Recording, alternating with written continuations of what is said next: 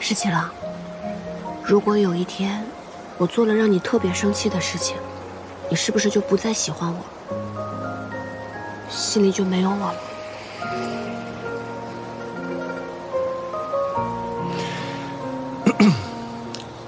本来呢，我是想骗你，说的确如此，但是我舍不得。我这么喜欢你，也许将来还会喜欢你很久很久。我认为，我不会再像喜欢你一样喜欢别人了。所以你怎么对我，我心里都是喜欢你的。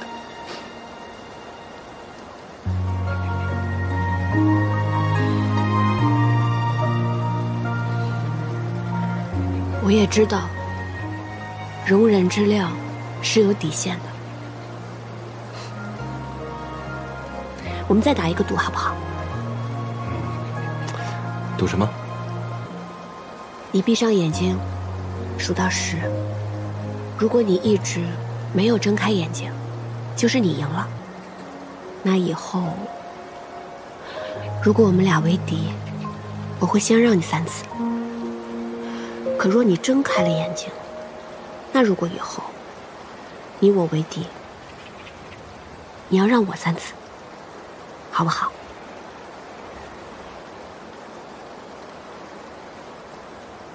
好，开始数吧。1、2、3、4。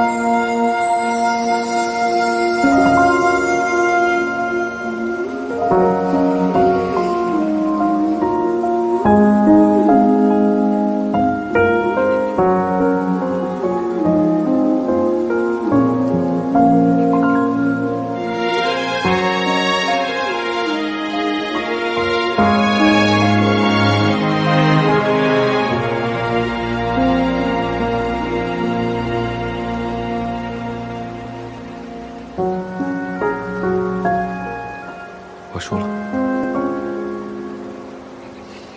从今往后，我欠你3次相让。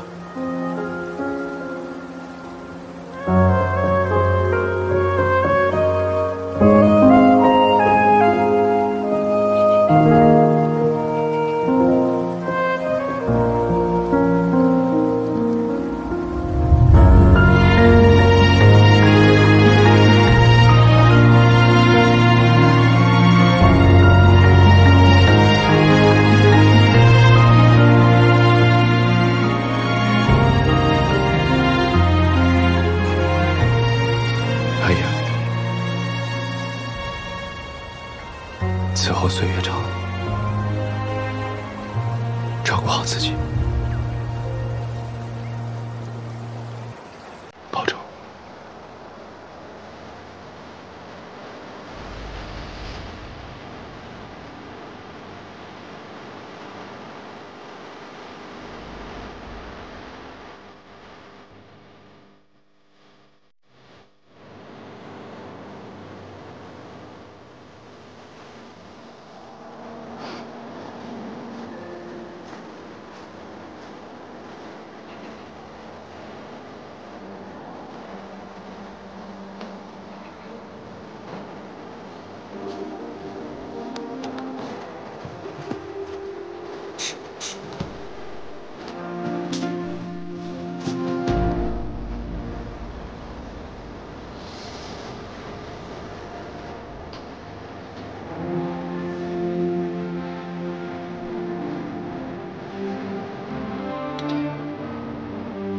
宿命似有。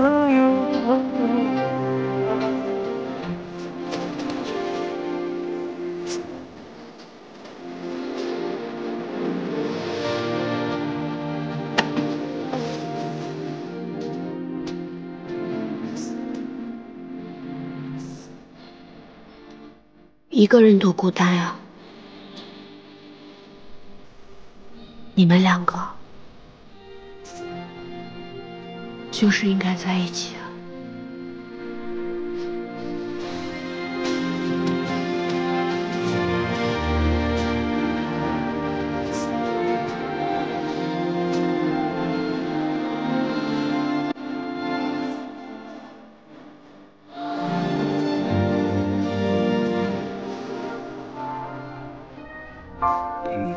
得着你会与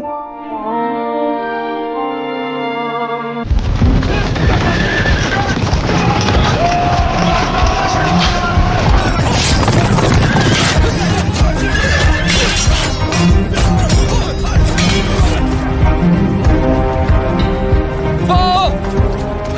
郑西军以全数而数杀向崔家军。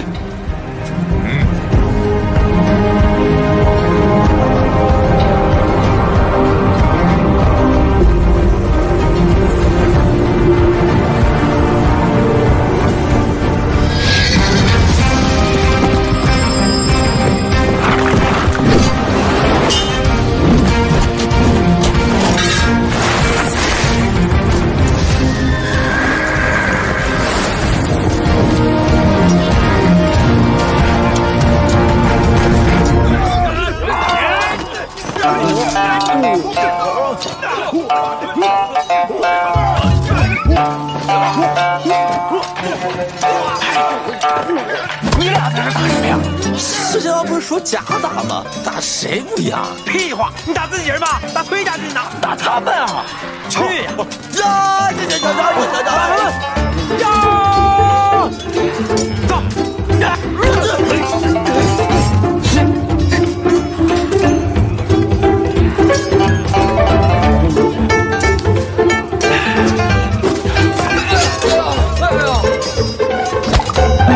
哎呦！你往哪踩啊你啊！竟然踩你爷爷的手！哟，你不是死了吗？诈尸呢？原来你们镇西军都是这种欺软怕硬、只会诈尸的鼠辈。臭小子，看爷爷今天怎么收拾你！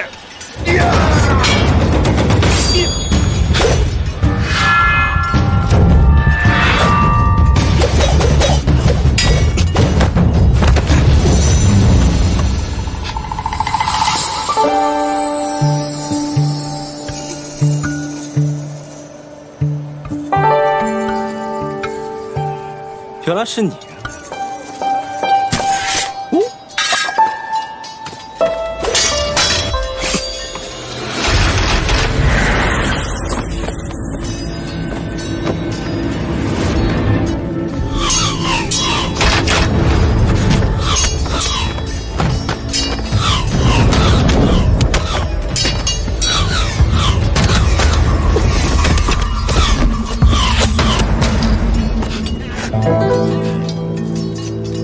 我可又救了你一次。好，那我就还你一次。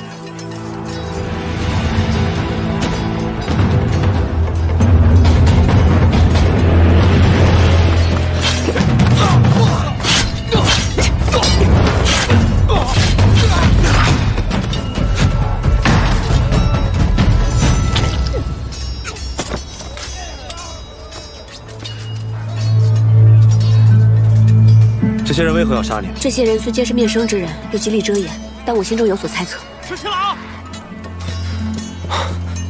没事吧？受伤了？姓崔的，不是说好了假打吗？怎么回事？我看交战到这儿差不多了，走。报！如何？事后来报，镇西军已击溃崔家军，崔公子负伤，崔家军后撤30里，重新列阵。镇西军虽胜，但损伤惨重，元帅李逆腿部中枪，已被抬回军中。好，哎，副将军，都说这个李逆狡诈，崔家军勇武，我看不过如此嘛。不如让我带兵各个击破，好向大都督报喜。什么？哎，我答应了李逆，只要他击败崔家军，便送他半城粮草，允许他绕洛阳而过。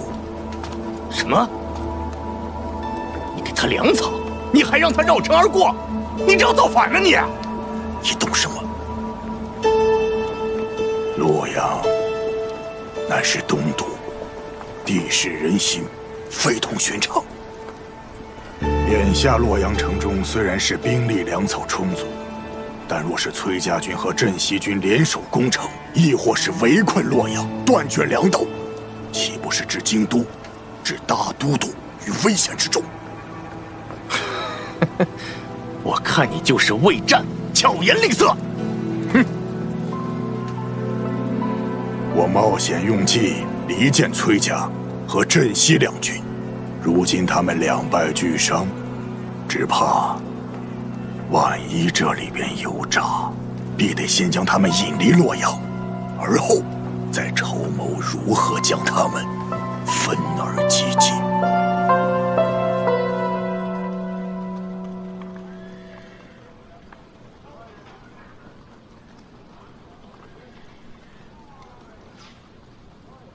疼吧？不疼，就是蹭到了。阿莹，你怎么受伤了？公子，公子，没事儿，我没受伤。没有伤到就好。公子，崔家军的人，有人想杀我。不对，刚才我戴着面具，他们以为我是你。是有人想杀你。那你觉得是何人所为？崔家军中的人，能一直这样不遗余力地针对你我，还能有谁呢？看来这个崔丽隐忍多年，终究是忍不住了。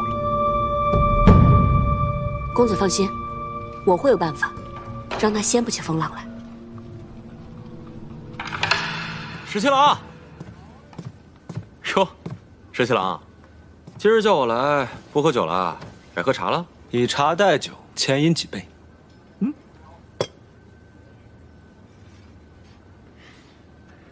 哎呀，如此好茶，得多饮几杯。不对呀，你今天怎么那么开心啊？有喜事儿？哎呀，你算是说到点子上了。我那个朋友呢，原来他喜欢的姑娘，不是你的小妾。哎呀，石七郎，你的朋友还没把这件事情放下呢。大丈夫拿得起放得下，我以为他们早就断了呢。哎呀，你不懂。行，我不懂啊，但是明眼人都看出来了，那个何校尉和崔公子来往密切，就算不是他的妾室，这两个人必定有私情。石七郎，我们和崔家军虽然同是秦王之师，但是这个崔家是肯定有一心的，将来会成为国朝之患的。你什么时候知道的？哼，什么时候知道的？长眼睛的人都能看出来，你喜欢那个何校尉，是不是？有这么明显吗？那下回我收敛一点。你干嘛去啊？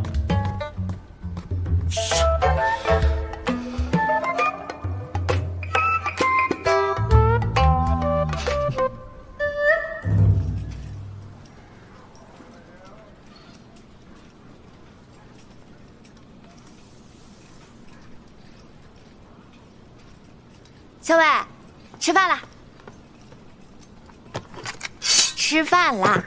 桃子，帮我把最毒的毒药拿来，沾唇即死的那种。你要毒药做什么？去拿来就是了。哦，行，我这就去。毒药。哎呀，最毒的毒药。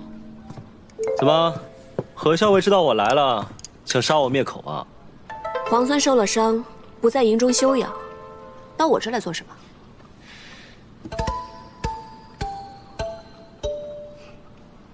哎呀，以前都是你替你们家公子上阵杀敌的吧？当然不是了，今日公子身体不适，我才替他上阵。哦，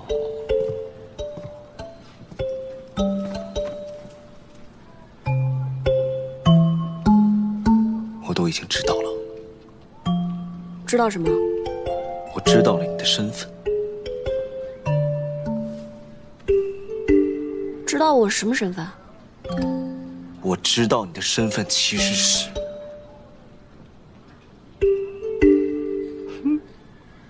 我知道你其实压根就不是崔公子的小妾。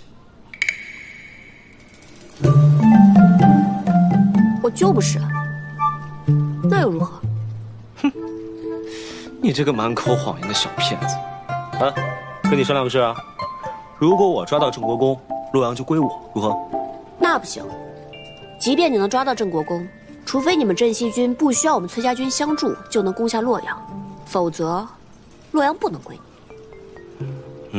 小伟，毒药拿来了，咱们是要去给镇西军下毒。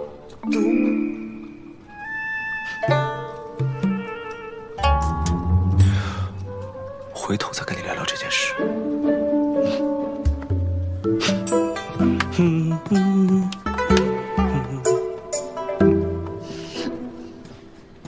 小伟，这李皇孙怎么来了？他跟你说什么了？怎么还有以后再说？你以前有什么事情都不瞒着我，现在都不告诉我了。这毒药还用吗？孙敬这是围魏救赵，逼我们退出洛阳。我还是动身回瀛州吧。现在回去也来不及。那怎么办？主要瀛州路途遥远，若是能借到望州，倒是可以在路程上节省好些时日，既能解瀛州之围，又可拿下洛阳。可望州在李逆手里，只怕他不肯借道啊。以我们现在的实力，这件事情还是有商量的余地的。什么？瀛州告急？消息非常可靠，孙敬大军已经在路上了。看来崔家军肯定会有所行动，但他们未必能赶到瀛州啊。若要及时赶回的话，崔林得需借到望州。你什么意思？是要把望州借给他们？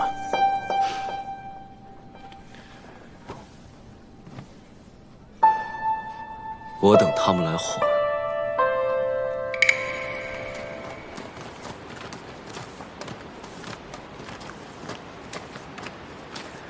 长儿，你陪桃子姑娘去找医书。是。桃子姑娘，哎，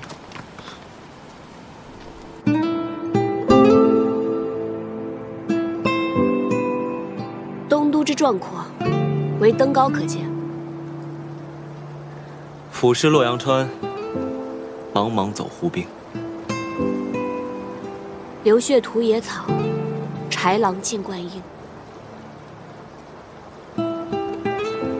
皇孙借太白的事，是在暗讽何人？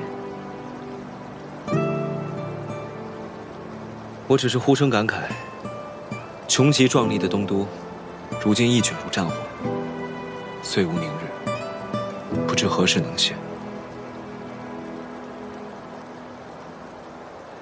皇孙自起兵以来，便知道，这烽火连天，白骨万千，只有以战止战，方才可天下太平。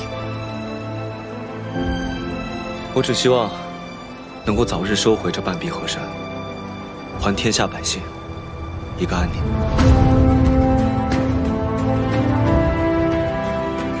我也希望。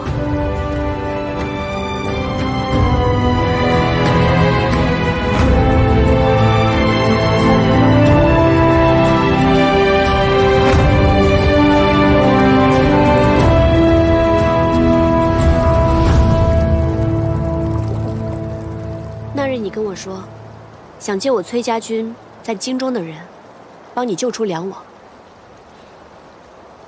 不是不行，但你得先赢了我。听你这口气，又想出什么花招？那皇孙愿不愿意跟我来赌一把？知道皇孙谨慎，那赌注就由我来说吧。如果我赢了，你要让我借到望州；如果你赢了，那我崔家军便帮你救出梁王。听上去倒是挺公平的，怎么赌？怎么赌？其实很简单，你闭上眼睛，我从1数到10，在数到10之前，如果你忍不住睁开了眼睛，那你便输了。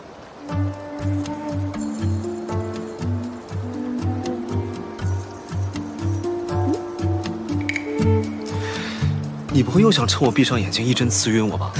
放心，我绝对不会做任何伤害你的事情。如何？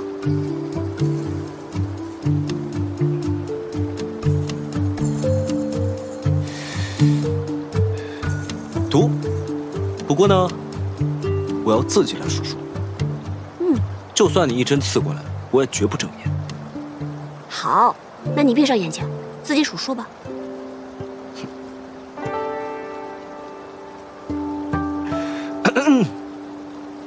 1，2，3，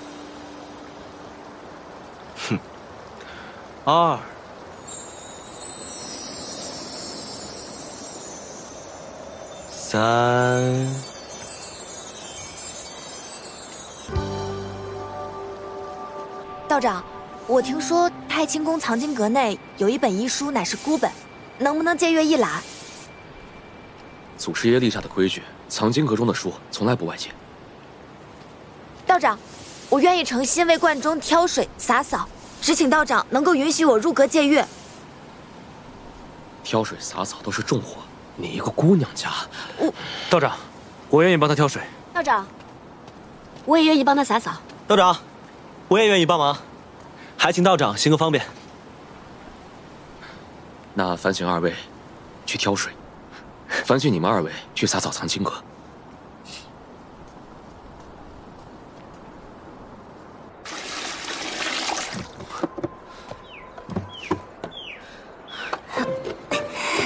桃子姑娘，我来帮你吧。哎，那可不行，你是来帮我干活的，又不是来替我干活的。还有啊，你为什么要帮我？我也不知道，反正我一看到你，我就想帮你。那。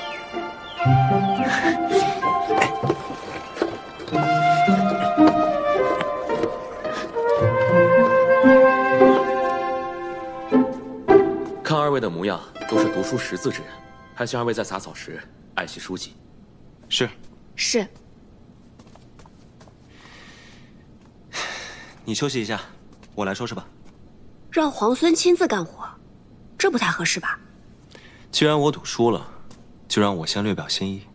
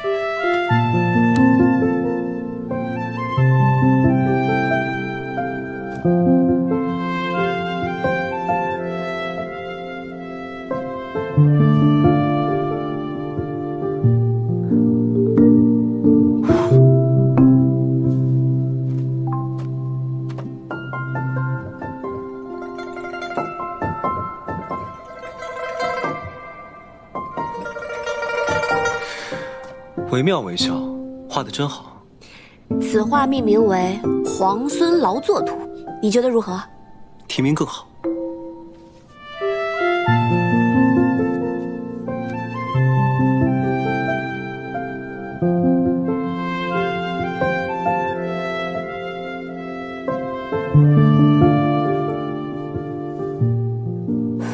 想必这是要赠予我了。哎，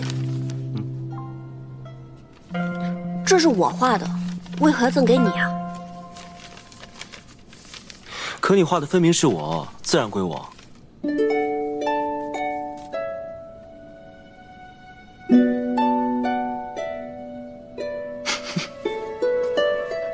你笑什么？没什么。你在笑我什么呀？没什么，不能说。你快说，你在笑我什么？要是我说了，你不许生气啊？你先说来听听啊。你呢，将我放在你胸口，日日夜夜这么带着，思念时还可以拿出来看一看，我自然高兴，我一高兴就笑了。油嘴滑舌。哎呀，多谢强赠。你这个人，真是无孔不入。好了，我们说正事吧。既然你赢了赌约，那我依约让你借刀望州。只是，你如何才能答应我救出我父亲？那你不妨考虑一下，帮我攻下洛阳。好说。皇孙就这么有把握，已经可以攻下洛阳了？首先呢，你我联手陈兵洛阳城下，就已经有了5分胜算。郑国公被擒，7分胜算。福云儿虽然悍勇，但他并不明朝中的政局，更不知那些世家的打算。9分胜算，这都已经有了9分胜算了。这个洛阳城，不尽在掌握之中吗？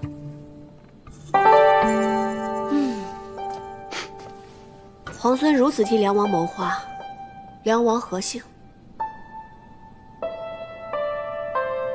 他是我的父王，我自然会救他。他在孙敬手中，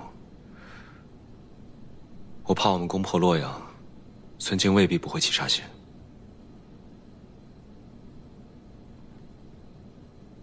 那不如置之死地而后生。置之死地而后生。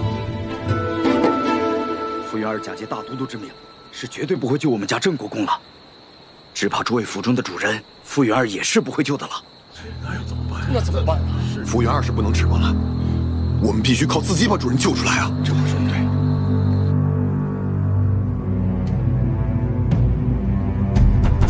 将军，出事了！进来。郑国公的家人率着私兵打昏了城门守卫，开了城门，引镇西军和崔家军入城了。什么？完了，全完了！这些蠢货，没想到这洛阳城葬送在他们手里。我要杀了这些蠢货，斩死寻常！撤！先去粮堂，放阵势去了。镇西军崔家军合围攻击洛阳，围城多日，难以强攻。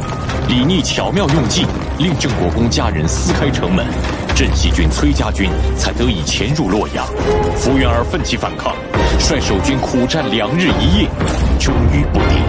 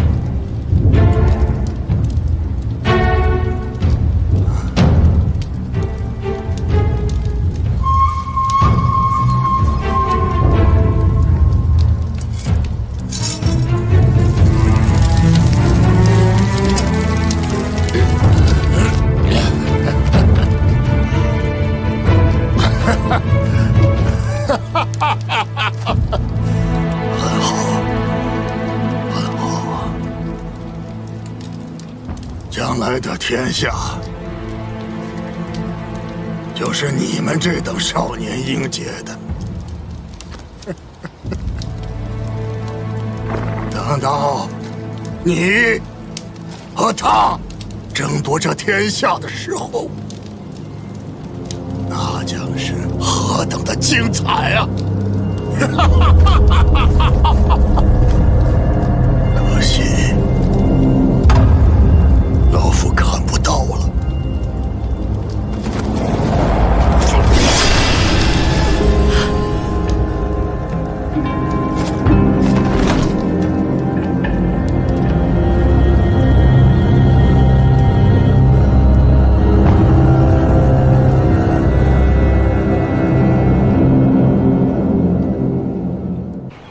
这是在哪家铺子买的呀？这不是买的，顾小姐刚送过来的。哦，是她特意给你做的？当然不是了，阿元、老鲍他们都有。我想起来你爱吃，才特意拿过来给你。尝一口。放这吧，我一会儿再吃。行吧。对了，跟京都的人都联络妥了，现在万事俱备，只欠东风。药在桃子那里，还没配好。我知道。我让长耳天天跟着他，看能帮上什么忙。你让谢长耳给桃子帮忙，我看别是添乱才好。添乱也好啊，省得他总在你旁边，我都怕他拿毒针刺我。好好的，他干嘛拿毒针刺你啊？因为呀，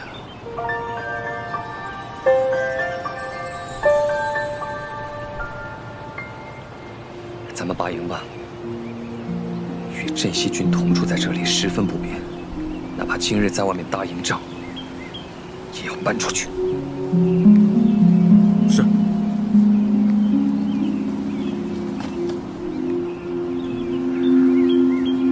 哦，我突然想起来了，我们家公子啊最爱吃这个点心了，我现在就给公子送去。哎，我特意给你拿的点心，你怎么送别人呢？那不也是别人送给你，你才拿来给我的呀？哎。哎，哎，哎！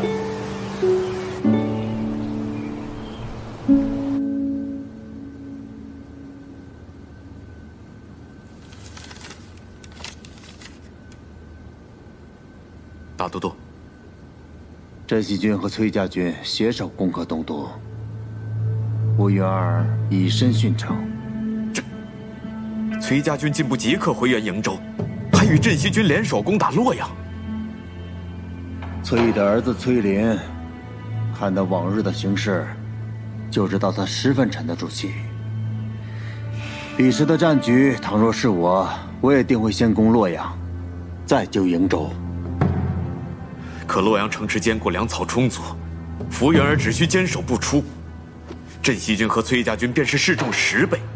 也绝无可能在短短时间破城，而且福原儿乃是沙场宿将，又岂会败于2个小儿之手？此战失利，是我用人之错。此次洛阳之失，倒是给我提了个醒。强敌不过是外力，真正能摧垮自身的，往往是内力。这西长京看似固若金汤，恐怕已有漏洞。臣这便着人去查京都各世家，严防其与逆军暗中勾连。暗中勾连之人，又岂止在世家呀？石七郎，崔家军拔营了。什么？拔营？对。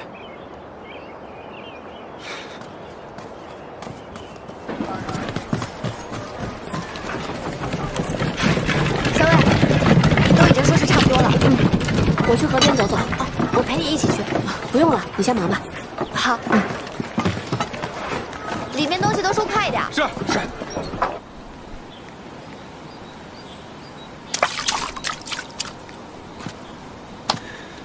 怎么说都不说一声，就突然要拔营搬出城了？我们崔家军如何行事，还要向皇孙禀报啊？那倒不是，只是走得匆忙，想起不能送你一程，又想起不久后你便要回瀛州，从此山高水远，不知何时才能相见。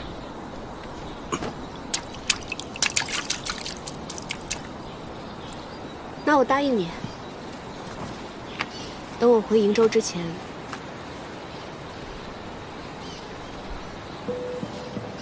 一定好好来跟你道别。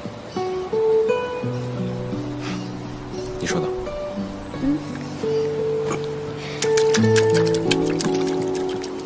这是怎么打的呀？哎，在劳兰关，狼特别多。每一次出城遇到狼时，我们便会随手捡起一块石头来打狼。日子久了，大家都学会了这项技能。每当闲暇的时候，便会在劳兰关河边打水漂。赢的那个呢，第一块烤羊肉便归他。听起来真有意思。想试试吗？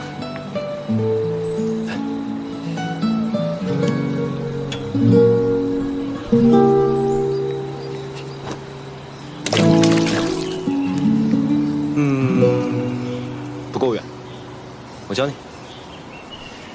我教你，拿着。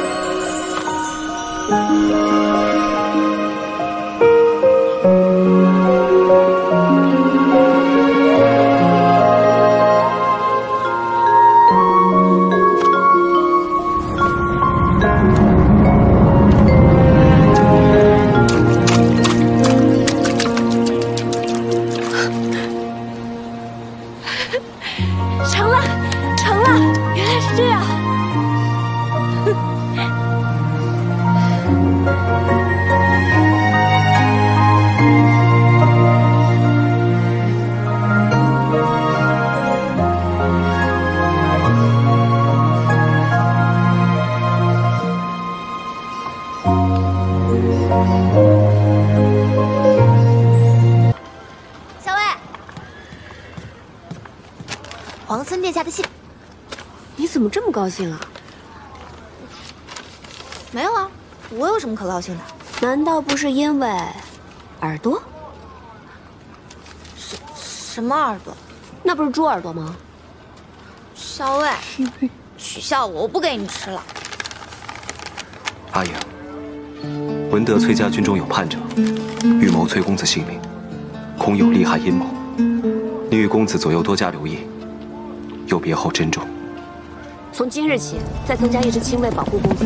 此去瀛州，行军路途复杂，务必要保护好公子的安全。是，属下这就全办。阿莹，怎么忽然想起来要增加我的护卫了？公子，收到线报，崔离玉对公子不利，我军即将拔营，公子的安危必然是重中之重。阿莹，不用担心我。连番行军辛苦，你本来思虑就多，应当要好好保重。为公子考量是我的本分。行。桃子，帮我把这封信交给谢长耳。怎么了？你最近总是取笑我，不给你送信。你这是不想送信呢，还是不想接谢长耳啊？要是后者的话呢，这样，我在信上呢再添上一句，告诉他们以后送信就让老鲍来，免得惹我们桃子姑娘不高兴。啊！你看你，那他们都是一丘之貉，谁送不都一样？我来吧。那你早去早回啊，可别欺负耳朵。谁欺负他了？哼，嘴硬。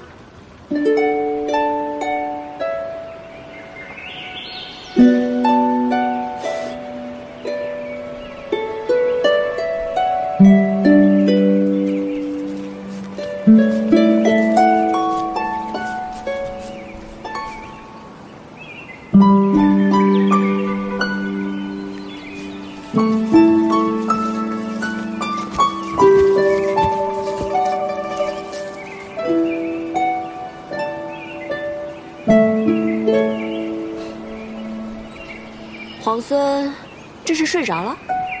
何校尉要再不来，我怕我要睡到晚上才行了。沐天席地，17郎真是到哪儿都能自在逍遥啊！自是因为此刻清风为善，草木为香呢。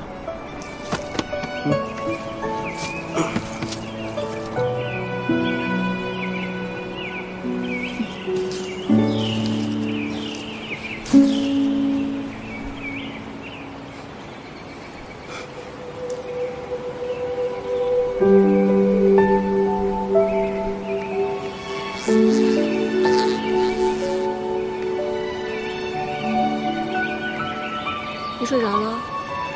睡着了。你为什么要提醒我？崔离会对我们家公子不利啊？因为我提醒了你，你就定然会回心来劝。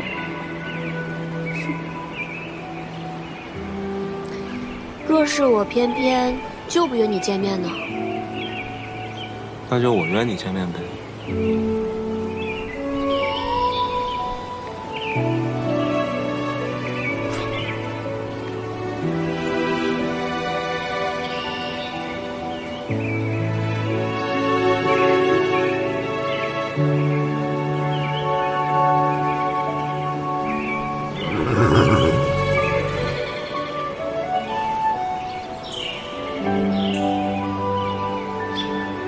我要回瀛州了，答应过你，要和你好好告别。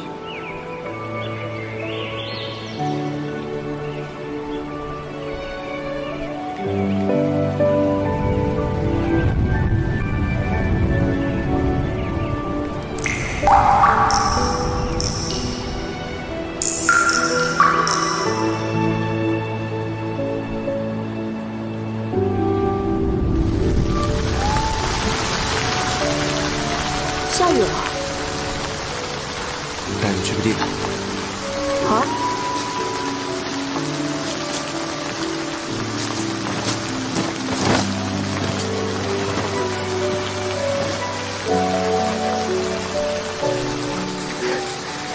没想到皇孙还准备了这么一间屋子。那是自然。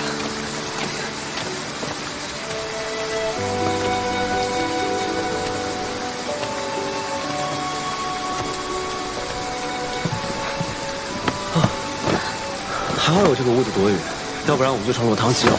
皇孙落汤鸡的样子，我又不是没见过。巧了，姑娘落汤鸡的样子，我也见过几次呢。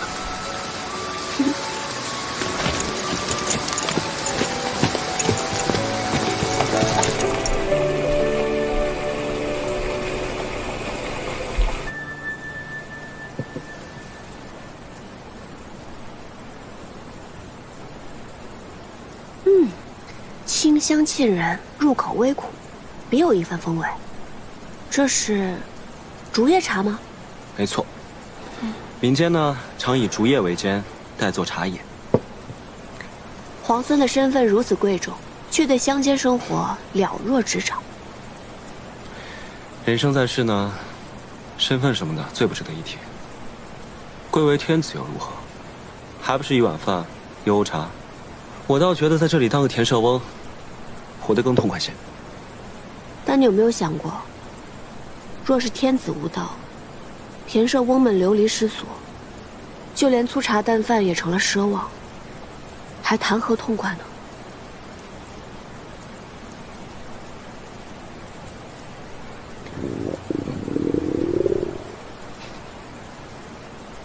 也不知道这儿有没有一碗饭，可以填饱我们田舍翁的肚子。都准备好了。这是好。哦，这不行。我厨艺不精，如果你不嫌弃的话，我给你露两手。17郎亲自下厨，我岂敢嫌弃啊？不过，我好像什么都不太会。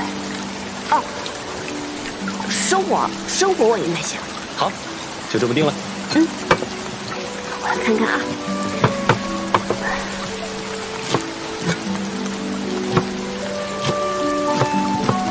没想到皇孙准备了这么周全的食材。怕你肚子饿呀？哇，你还真的会烧菜啊？这有什么的？我们在劳兰关，洗衣、打猎、缝纫、做饭，不都是自己来的？嗯，那你在劳兰关的时候没有带侍婢吗？我要带侍婢的话，与我在京都王府里的生活有什么分别啊？嗯，身为皇孙却不喜欢王府锦衣玉食的生活，倒是有趣啊。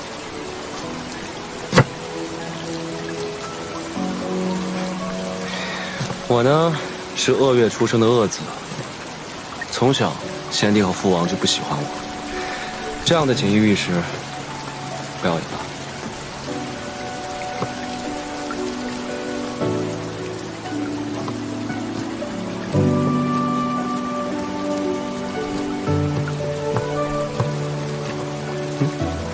拉风箱烧火呀。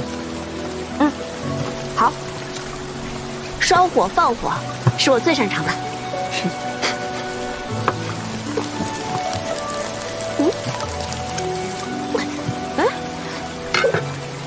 拉香烧火呢，也要讲究技巧的，要慢慢的这样推进去，再慢慢拉出来，慢慢推进去拉出来。还有呢，我试试。火候很讲究的，可不能忽大忽小，这样炒出来的菜就不好吃了。放心吧。来。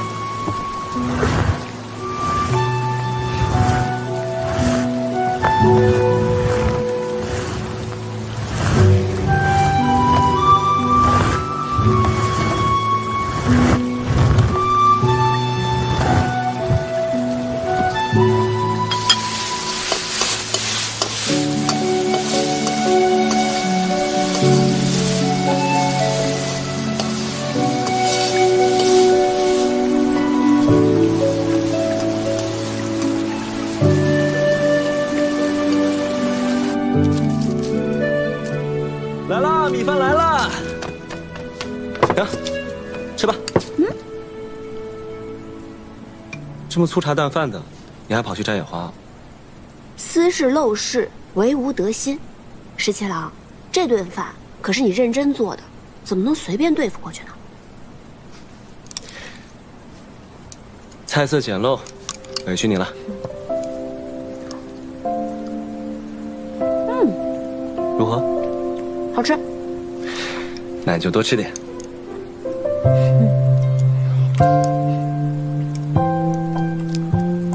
你不怕我在饭菜里下毒啊？当然怕了。所以刚才我在烧火的时候，已经放了毒液。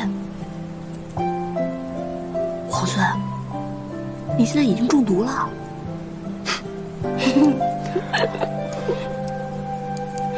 嗯，这个好吃。嗯，这才是我拿手的。嗯，啊，这个你再多吃一点。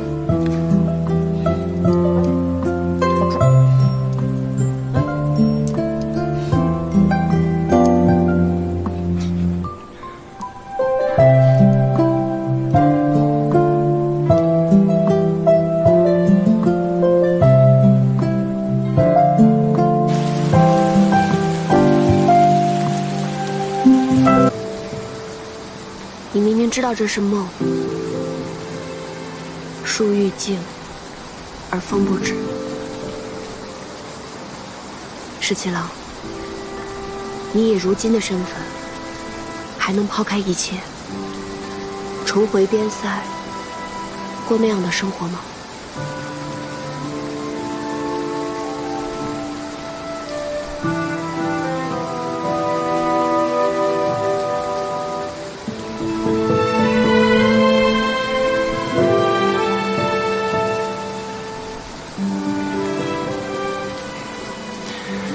难得有一场好雨，将你我困在这里。雨停之后，又该各奔东西了。我们说些别的吧。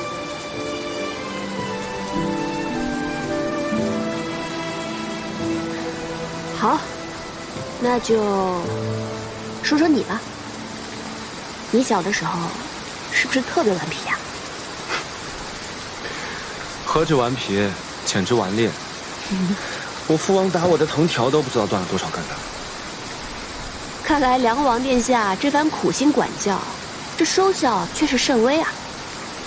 我倒不怕挨打，我就怕念叨。我娘生我时难产而亡，整个王府之中，只有董王妃对我十分照顾。我父王又不喜欢我，我的2位兄长都仗着父王的偏心，总让我顶包挨打。日子久了，父王就更讨厌我，见到我就皱眉。真想不到，你还受这样的欺负。我那2位兄长都是董王妃所生，我娘是董王妃身边的侍女，听说从前一不多愁，幸好董王妃对我娘十分照顾。我阿娘过世之后，又是董王妃抚育我，为着王妃，我也就万事不与兄长计较。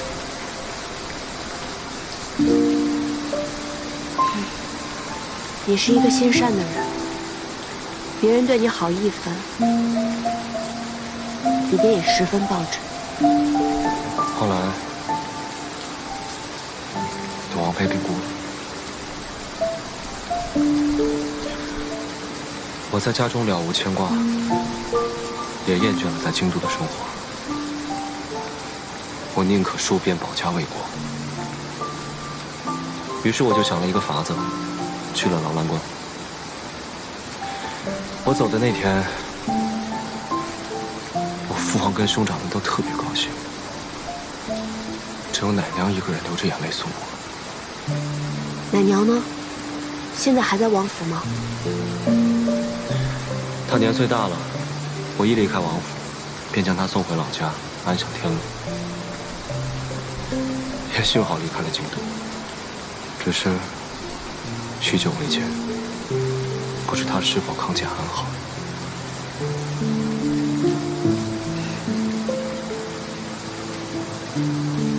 还能有记挂着的人，就不会觉得孤独。我阿娘也去世很久了，我都已经快记不得她的样子，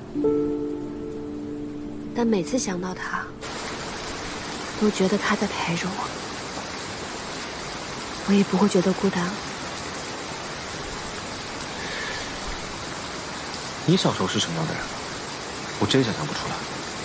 我猜你一定是个人小鬼大、难缠至极的吧？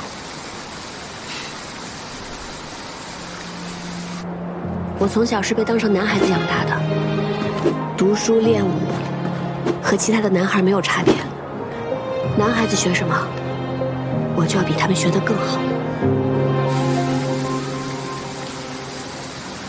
都是你爹娘逼你的？不，是我自愿的。我是女儿身，志向与男儿无异，本就该付出更多努力。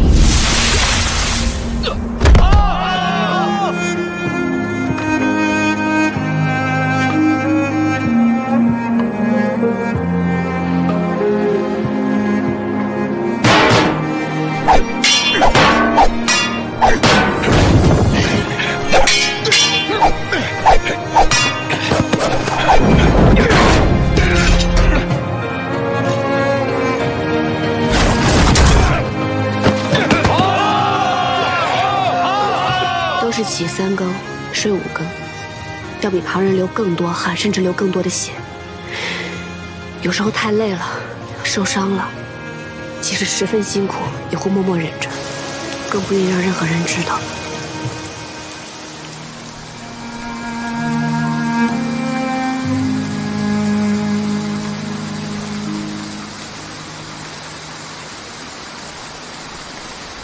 在想什么？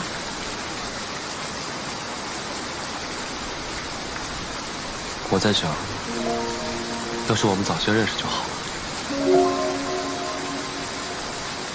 为什么？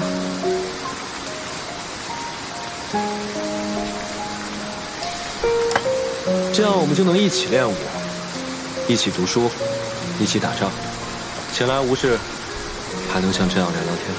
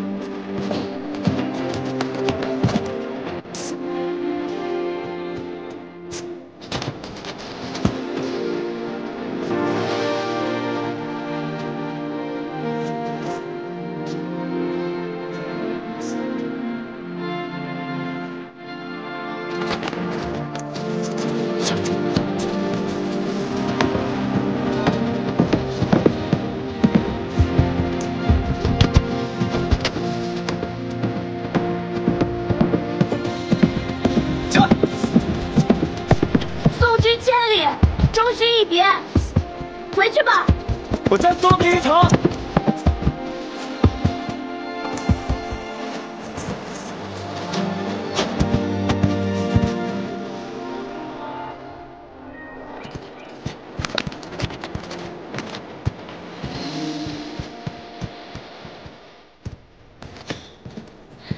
何英，这20年来，我从未有过今日午后这般安宁喜乐。